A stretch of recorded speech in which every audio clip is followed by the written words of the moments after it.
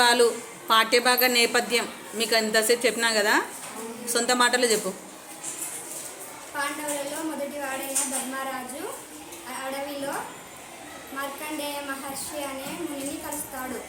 అతను కౌశికుని కథ ధర్మరాజుకు చెప్తాడు. కౌశికుడు చెప్పు. గురువు దగ్గర విద్యాభ్యాసం నేర్చుకుంటూ ఉంటాడు.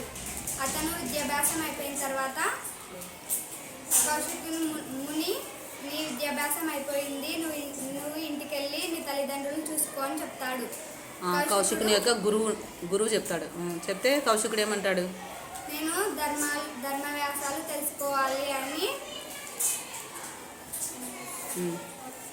ఇంకా తెలుసుకోవాలని అనుకుంటాడు. అని ఏం చేస్తాడు? ఎక్కడికి పోతాడు? ఏ చెట్టు దగ్గర కూర్చుంటాడు? మరి చెట్టు దగ్గరికి వెళ్తాడు. అక్కడ ఒక కాకి రెట్ట వేసింది అతని మీద.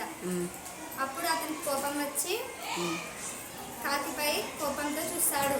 కాకి మాడి మసైపోయింది. తర్వాత అతనికి ఆకలి వేయటంతో మధ్యాహ్నం అయింది కాబట్టి ఏం వేస్తుంది? ఇంకా ఆకలి వేస్తుంది.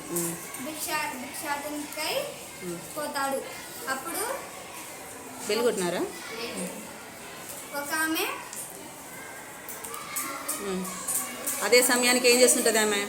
భర్తకి సేవ చేస్తుంటుంది. అతనికి భిక్షాటన చేయడం ఆలస్యం చేయడంతో అతనికి కోపం వచ్చి కోపంతో చూస్తాడు. అప్పుడు ఆమె,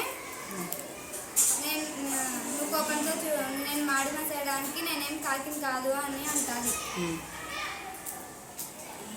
తర్వాత ఏమంటది? ముని అన్నాక ఏముండాలా?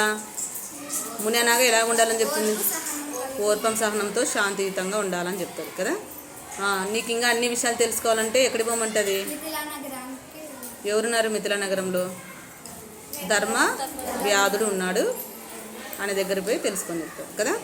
Very good. ఇంకా బాగా చెప్పాలా?